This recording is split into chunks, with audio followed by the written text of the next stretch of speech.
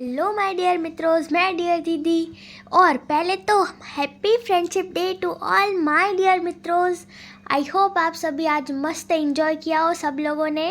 Okay, अब हम बढ़ते हैं चैप्टर की और कि आज हम देखने वाले हैं चैप्टर नंबर 14 का पार्ट नंबर 3 जो होने वाला है impact of earthquake on human life. मतलब अर्थक्वेक का हमारी लाइफ पे क्या असर पड़ता है, तो चलिए देखते हैं, ठीक है। An earthquake has manifold effect. Mostly it is destructive, but sometimes it is constructive. देखो आर एक्सपीरियंस, तो देखो अर्थक्वेक जो होता है उसके अलग अलग टाइप के इफ़ेक्ट्स होते हैं। तो बहुत ज़्यादा तो मोस्टली हमारा डिस्ट्रक्टिव होता है, बट कभी कभी थोड़ा कंस्ट्रक्शन भी कर देता है earthquake. Fissures developed at some place and hot gases and water are injected out. Sometimes sand is also thrown out. तो कभी कभी क्या होता है कि अर्थ के कारण फिजर्स क्रिएट हो जाते हैं। अभी फिजर्स जो है उसका क्या मतलब, तो मतलब क्रैक्स का क्रिएट हो जाना। अभी काफ़ी बार रोड्स जो होता है उसके ऊपर कैसे क्रैक्स क्रिएट हो जाते हैं, तो उसको हम वो बोलते हैं। देन कभी कभी हॉट गैस रिलीज़ होता है, पानी रिलीज़ होता है, और कभी कभी सैंड भी रिलीज़ होती है जब भी अर्थक्वेक आता है तब। Okay, then courses of small rivers and stream change. अभी क्या होता है कि जो नदी का बहाव होता है वो कभी कभी अर्थक्वेक के कारण मुड़ जाता है, कहीं और शिफ्ट हो जाता है। फिर sea wave and tides become more devastating. तो इसका मतलब होता है कि अर्थक्वेक के कारण जो एब्स है, टाइड्स है, वो भी बहुत ज़्यादा डिस्ट्रक्टिव हो जाती है। फिर tides water gain momentum and Eros the shore rapidly. जो टाइड्स का पानी होता है वो भी अच्छी खासी मोमेंटम गेन कर लेता है, तो वो बहुत ज़्यादा किनारे की ओर आता रहता है। फिर somewhere an island is form. अभी कभी कभी कोई कोई जगह पे आइलैंड फॉर्म हो जाते हैं, किसके कारण, तो अर्थक्वेक के कारण। फिर due to an earthquake the subsurface strata change and that change the saline water into fresh water and vice versa.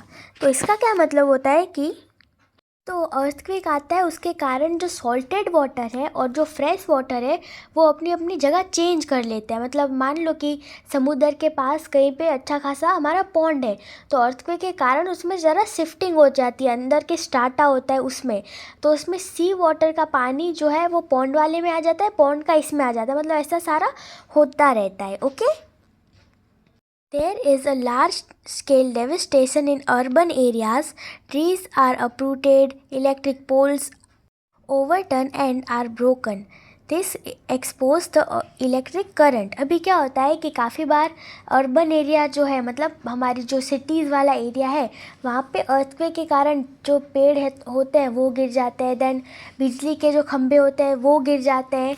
तो इलेक्ट्रिक पोल के गिर जाने के कारण क्या होता है कि इलेक्ट्रिसिटी जो है वो फ्लो कर जाती है, बाहर निकल जाती है, और उसके कारण एनिमल्स हो गए, ह्यूमंस हो गए, उन सबको करंट लगता है। ओके, फिर बिल्डिंग डेवलप्ड क्रैक्स। अभी बिल्डिंग में क्रैक्स आ जाते हैं और कभी कभी तो वो गिर भी जाती है जब वो मल्टी स्टोरेड वाली होती है, मतलब बहुत सारे फ्लोर्स वाली होती है, तो उसके कारण गिर भी जाती है। And weak structure falls. और कोई कोई वीक स्ट्रक्चर्स जो होते हैं वो गिर जाते हैं, बिल्डिंग गिर जाती है, पेड़ अपरूटेड हो जाते हैं, पोल्स गिर जाते हैं। ये सारा अलग अलग डिस्ट्रक्शन होता रहता है। अभी लार्ज स्केल डाइवर्स्टेशन मतलब डिस्ट्रक्शन ही होता है इन अ सेंस। फिर damage is also caused to railway and road, so the routine is disturbed. अभी काफ़ी बार क्या होता है कि रोड जो होता है उनके ऊपर भी बड़े बड़े क्रैक्स क्रिएट हो जाते हैं, रेलवे में भी प्रॉब्लम होती है। तो इसके कारण क्या होता है कि ह्यूमंस की डे टू डे लाइफ में बहुत ज़्यादा प्रॉब्लम आ जाती है, क्योंकि लोग एक जगह से दूसरे जगह, जो कॉमन पीपल है वो कैसे जाएगा, बस से जाएगा, ट्रेन से जाएगा, अभी उसमें ही क्या हो जाती है, प्रॉब्लम हो जाती है। Then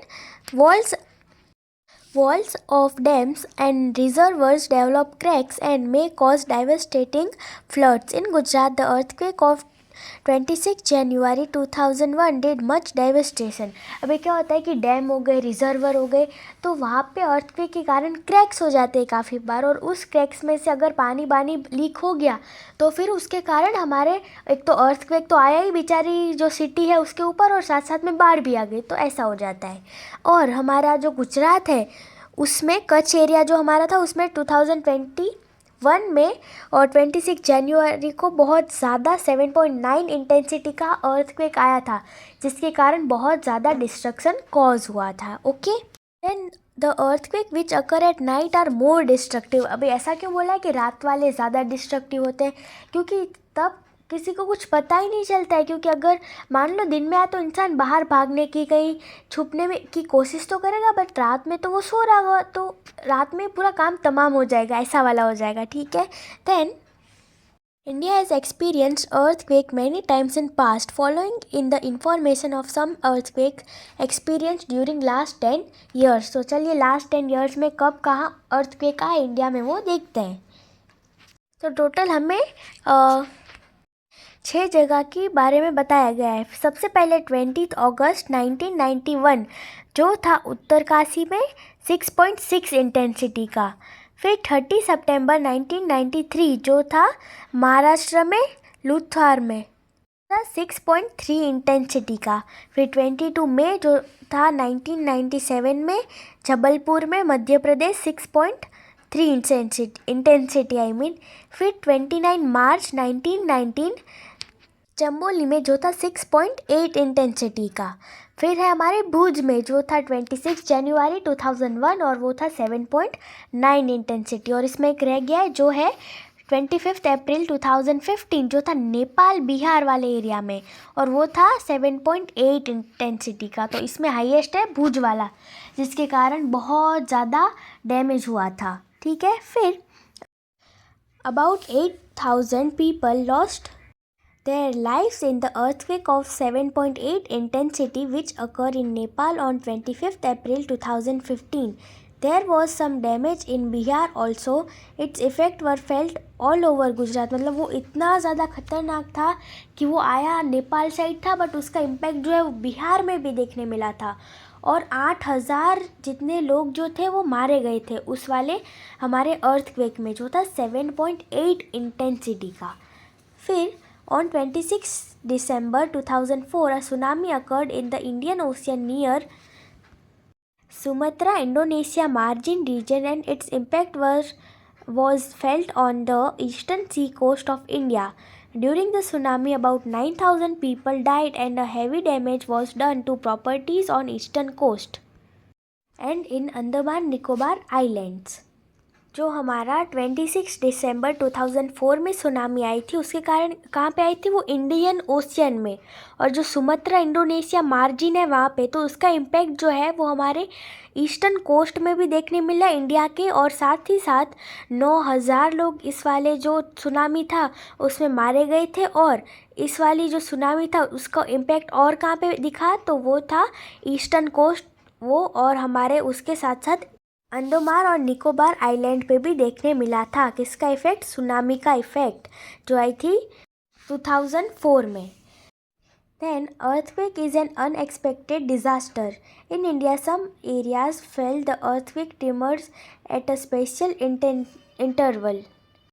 In Gujarat, especially in Kutch, about 500 tremors are felt every year, due to which heavy damage is done. In this area, all buildings should have similar setup of construction. अभी देखो गुजरात वाला हमारा जो area है वहाँ पे हर साल 500 क्या आते हैं? ट्रिमर आते हैं, मतलब झटके आते हैं अर्थक्वेक के। ऐसा क्यों होता है कि वहाँ पे वो जो एरिया है वहाँ पे हैवी रिस्क है।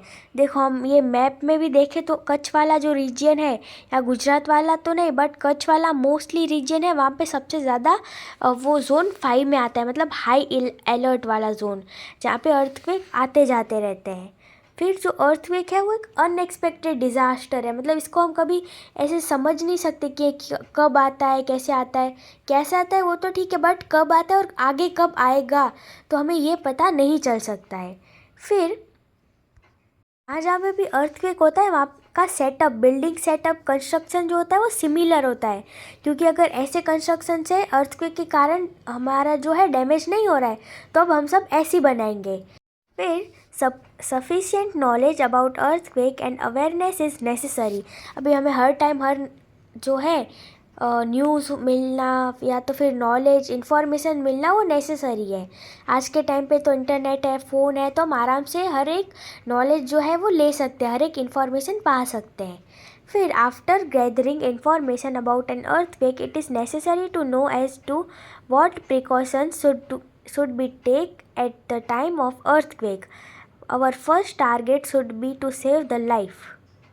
अभी साथ साथ में हमें ये भी जानकारी रखनी चाहिए कि अर्थक्वेक आए तो हमें क्या करना है, और हमारा फर्स्ट मोटो क्या होना चाहिए कि जैसे ही अर्थक्वेक आया तो हम डायरेक्ट कोई सेफ जगह पे जाए कि अपने आप को, अपनी लाइफ को प्रोटेक्ट कर सके। भी ऐसा नहीं कि भाई अर्थक्वेक आया तो मैं पहले अपना फ़ोन ले लूँ फिर दोबारा घर में आऊँ, अरे यार चार्जर तो रहेगी, तो ऐसा नहीं करना है।